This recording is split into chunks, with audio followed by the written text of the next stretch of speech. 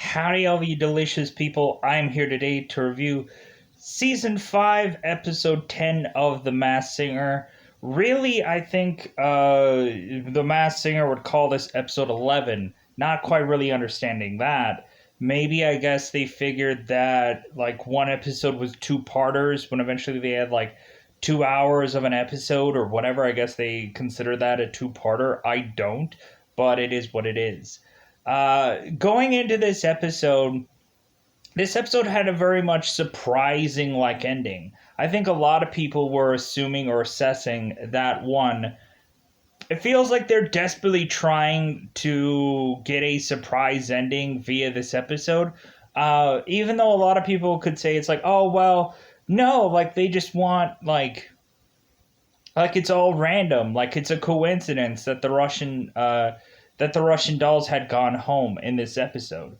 I am gonna let you know via mascotted name, Russian dolls had gone home, but eventually I will let you know by the end of the episode who these people actually were within these masked Russian dolls. Whether I was wrong, because of course I usually am, or correct, and I am woohooing my way through the day.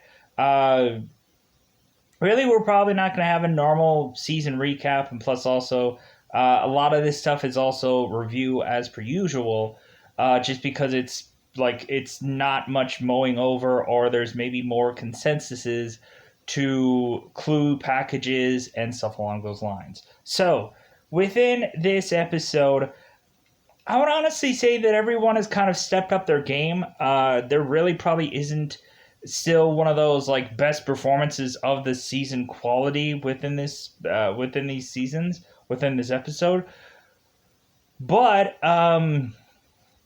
this show was pretty good for it reasonably being that that reasonably we would just kind of have uh, like better performances than previous episodes.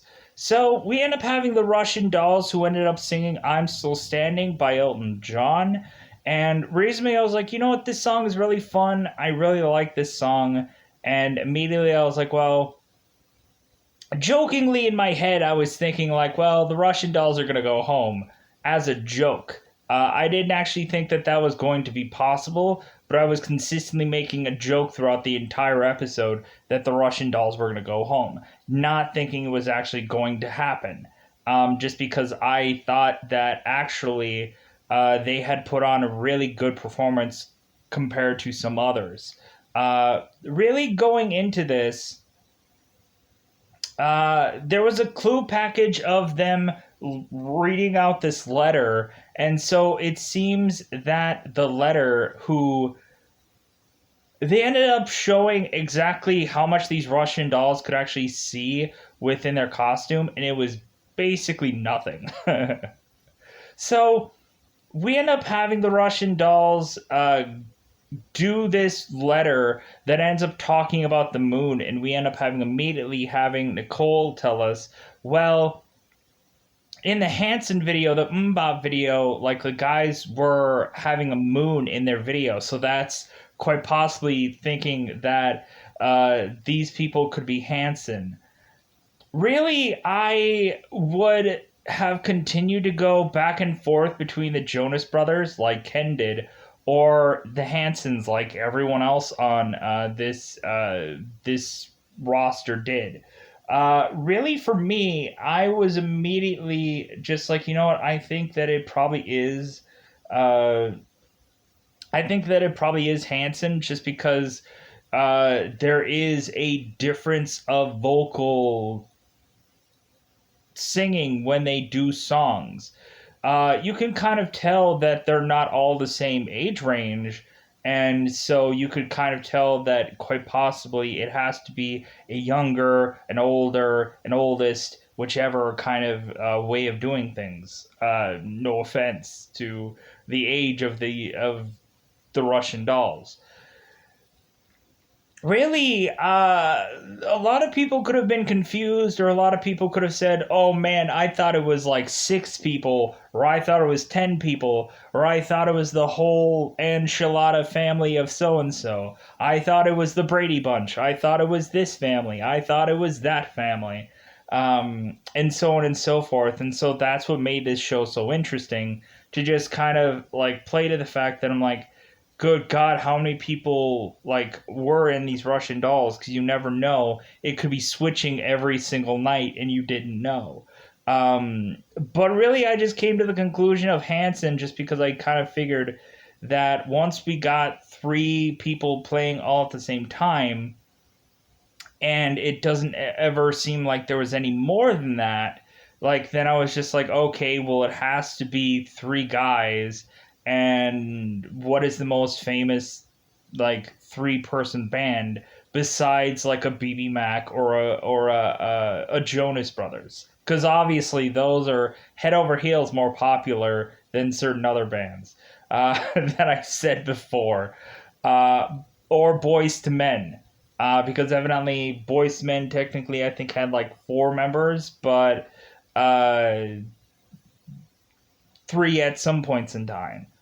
But anyways, so yeah, my consensus was Hanson. I think everybody went along with Hanson within this episode. We had a special guest appear on this episode that was tied to The Hangover. Evidently, Ken was mentioning how like this guy was tied to The Hangover because we end up having to have Ken kind of mention like frequently like anybody that he was a part of The Hangover with, which is perfectly fine because dude, like promote your stuff on this show. Like yeah, like you might be making heads over tails for money, and all you have to do is judge who a person is, but um, but it's a difficult show. It's a difficult show to put on, and I'm sure it's probably a show that takes way longer to put together than you would think. And more than likely, they probably rapid fire like do like 3 to 4 episodes probably in one day, probably to do this whole ordeal of a thing. So really, I would have said the consensus of mine was Hanson, and plus also everyone was coming up with that consensus as well. And hopefully that does not blow up in our face by the end of this episode, of which when I spoil who it is. So moving on. So we end up having the Black Swan. So really, we end up having the Hansons who had mentioned that their idol of sorts was Weird Al Yankovic, and we end up having Black Swan's idol seemingly being Cher. And so here is the clue package. We end up having Black Swan mention to us that she had been a part of a fantasy themed movie, which immediately goes, okay, so it's not a singer anymore, it's an actress. Heads like, yeah, it's definitely going to be an actress now, like definitely. Like who cares about it being a singer now? Like it's definitely going to be an actress. So F JoJo, right? She's out of here. There's no way it's JoJo. Wrong. Here is the thing. So I had looked this up, and so I had found out that JoJo has done a fantasy movie. And really, believe me, I've already looked this up. You don't have to go out of your way unless you really want to. JoJo has done movies as well as had a singing career. She has done a movie called Aquamarine, which is a mermaid film, which, when you look at this in Google, immediately what comes up is family fantasy. We also have it to where JoJo has done a movie called RV with Robin Williams, who, of course, I already knew that before even coming into this show, and so immediately that's not exactly a fantasy-like show, a movie, but she has done films as well as being in music. I think there probably is a couple of IMDb things to JoJo's title, but I think A lot of those don't actually fall into the fantasy theme. Going on here, we have also me clinging on to life that the Black Swan could still be Vanessa Hutchins, which will never happen probably in a million years. But F it. Like, I'm sticking with this. I don't know why, but justifiably, I'm sticking with this choice. And I could be absolutely wrong. But also, when looking at Vanessa, like, I'm like, well, she has done quite a bit of fantasy movies. She's basically just done fantasy like movies, and that's about it. A lot of people could remember the Beauty and the Beast remake that she had done, and I'm sure she had done in numerous other amounts of other fantasy like movies besides the one that I just named. Because recently I don't care to go into IMDb and look into Vanessa Hutchins' cluster of career. I know that she has done plenty of Disney movie stuff, and so there probably will be a fantasy somewhere in there themed thing. Um, but with that said, really, I would just say even closer that I'm probably saying that this person is probably JoJo, even though the clues may not carry the weight of that. Um, but I don't know. A lot of people could have different consensuses of who the Black Swan is. So let me know in the comments below. Let me know if you think that I am right on the money or reasonably I am so far beyond gone at this point with this guess. Let me know in the comments below. I had to actually justify JoJo still being here because immediately I would have just said, oh, well, it's an actor now. Oh, no, mistakes have been made, so on and so forth. Moving on. So we end up having, and also we end up having Black Swan, who ended up singing Thinking Out Loud, her variation of the song, which I actually thought was actually pretty good, even though I was just like, I was kind of like having to still, like, after she performed it, I was still like marinating on it because, like, you know what, this is probably like one of her probably weaker performances. And yeah, I'm just not really jazzed about this song this week. But anyways, we end up having Nick Lachey, who is probably maybe quite possibly still the Piglet, because who else am I going to make the consensus of? It seems that all the other judges are finally, after years of consensuses and figuring out who this person is, they have kind of still tied on to me and gone with this guess as well. So really, we had Nick Lachey or Piglet, because I'm still assuming it's Nick Lachey. We end up having Piglet, who is to perform this thing called Superstitious, which is actually by Stevie Wonder. You know what? I gotta give it to Piglet. Uh, Really, these performances are actually really, really good.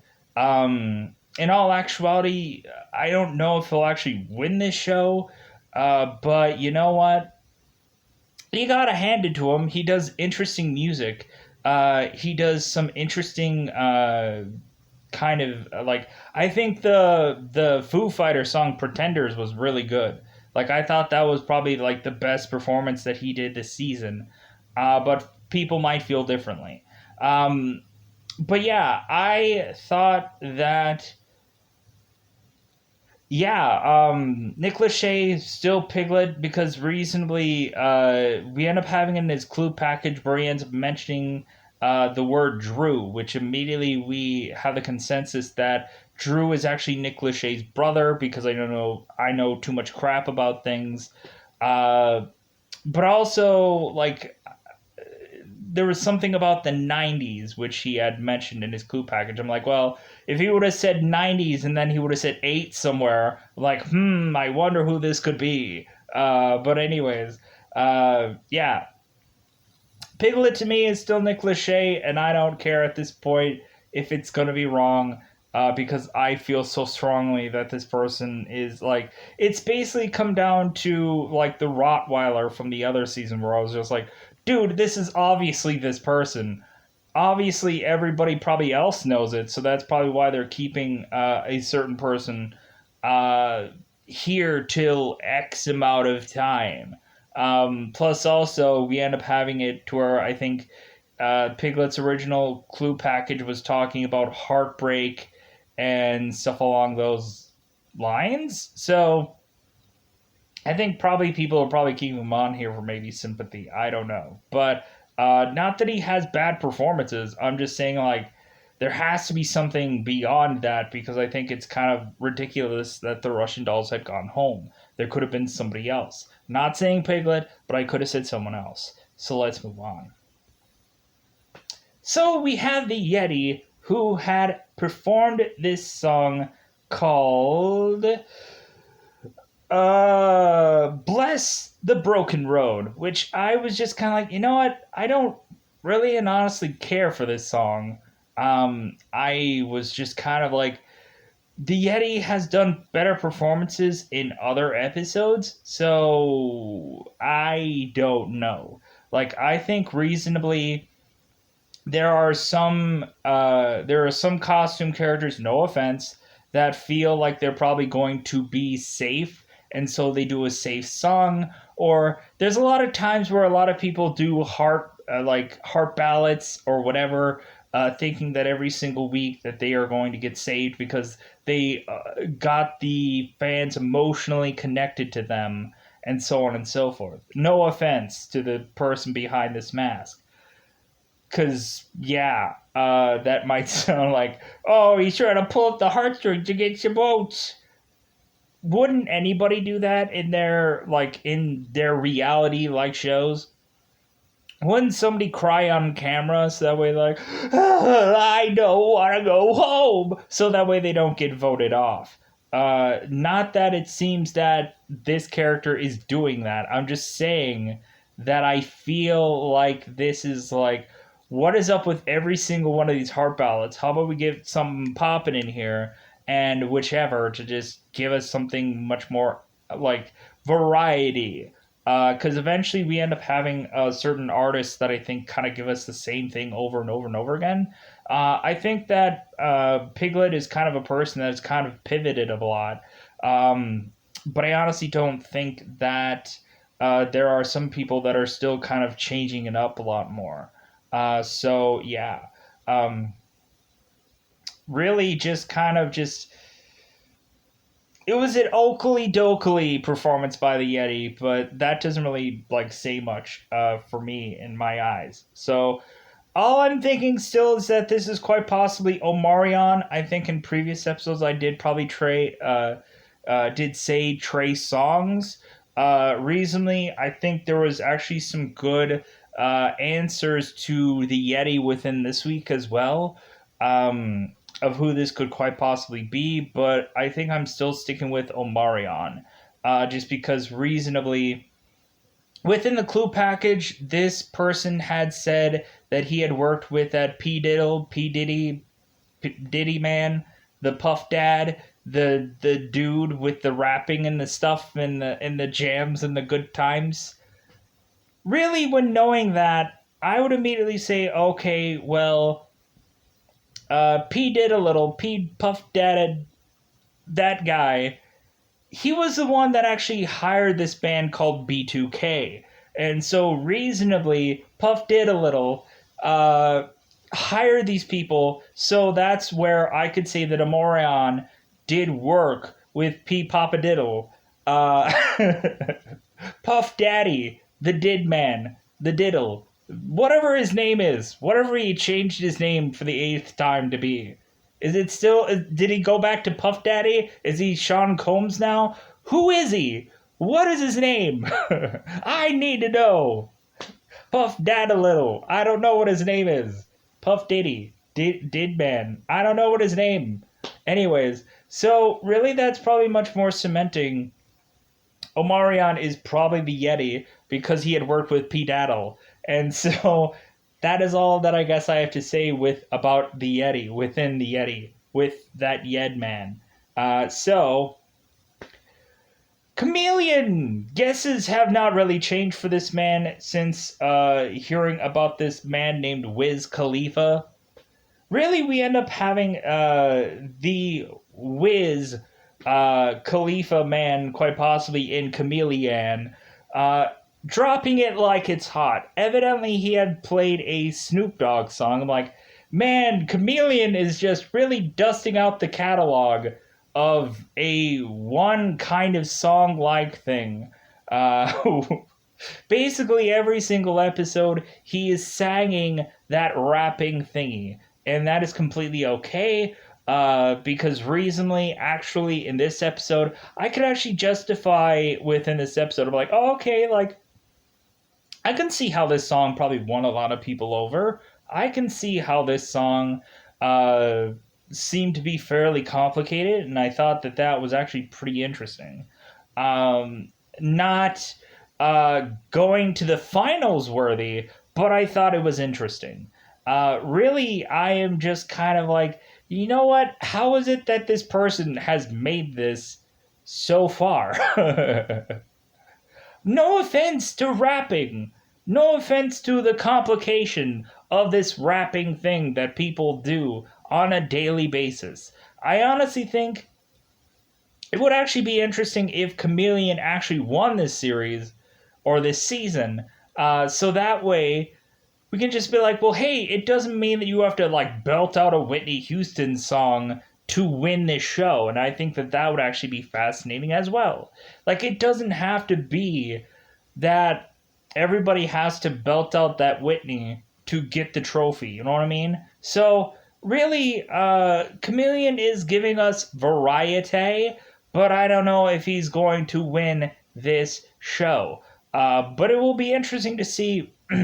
It'll be interesting to see what he brings into other episodes. So, with that said, I think I have covered every single person. I hope that is for this season. Make your bets now. Make your consensuses now. Really just tell me if I'm wrong, if I'm way off, or if I'm exactly right, and I'm going to win this entire season, and that will be great for me. Just because thinking back to it, like, I think the only mistakes that I made were Kermit the Frog and Nick Cannon, just because reasonably I was like, I was just kind of baffled by it. It's like, why did they send a brand new character who's a wild card home? This makes no sense to me. Like, I was just baffled by that episode. So much so that I was just like, I just still haven't recovered from the bafflingly confusing episode that was that, and I should have probably easily made still the consensus of who that man was under that bullish, doggish, costumish, personish thing. But I could not have, because I was just baffled by there actually being a judge or a host that was voting off one of the Masked Singers. I think that's what affected me more so than anything else, because I'm like, that obviously makes it feel even more like this show is just not exactly on the level of like it feeling that a vote does count within this show. Or reasonably, you could kind of say that that kind of happens for every show. That's like, well, does your vote really count? Hence why I don't actually like vote on to reality shows, even if there's a chance to. It's like, oh, your vote does count, but really does it though? Really? But anyways, going on into this, I think that the Wiz Khalifa, could be under this man, and we'll see by the end of the season if I'm correct or not. I guess we have to make the consensus of who Cloodle Doo is by this point. Really, I think a lot of people make your guesses known who that Cloodle Doo man is. I think with even in this episode, we ended up having Cloodle Doo coming and ruining another clue, which immediately we end up having, I think Nicole made the consensus that it has to be Joel McHale under that Cloodly Doodly mask, that Cloodly Doodly Rooster Man. So we'll see if she is correct or incorrect by the end of this season. And for reasons that I hope, excuse me, is the Rooster guy just going to get revealed on the very last episode? Like, is he going to be revealed before or after? Because here's the thing. We've never had the Cloodle-Doo guy. He didn't sing. He didn't dance. He didn't do whatever. And so recently I'm like, well, why vote him off? Because, like, a lot of people would have voted him off immediately. So, like, what are they going to have it to where the finale where it's like the whoever is left and the Rooster are going to sing it out to see who wins? Really, I'm assuming or assessing that this season the Rooster could actually be Donnie Wahlberg more so than Joel McHale. Because I think actually Donnie has been on the show.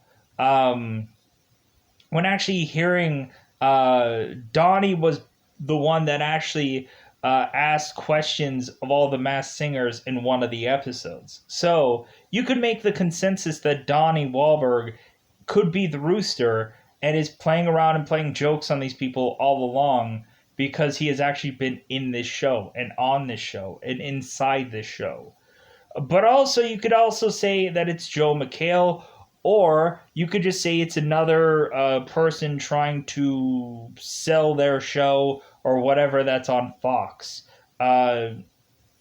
Really, you could also say that it is the guy from The Masked Dancer because reasonably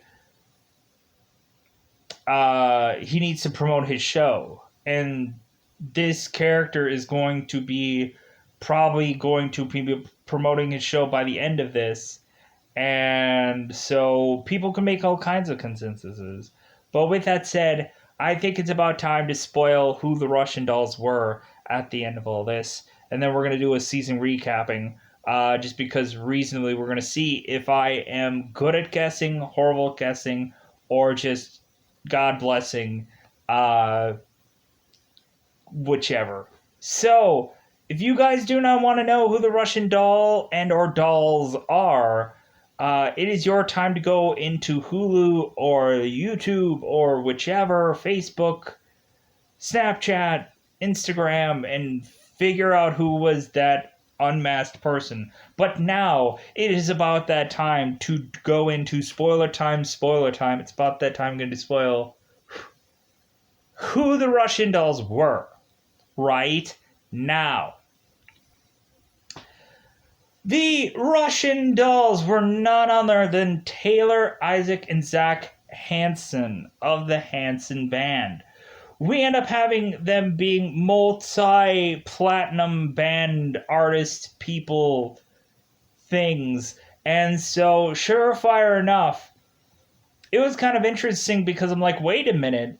Like, shouldn't they have, like, had, like, multiple pods? But no, surefire enough, all three of them were all inside one gigantic Russian doll.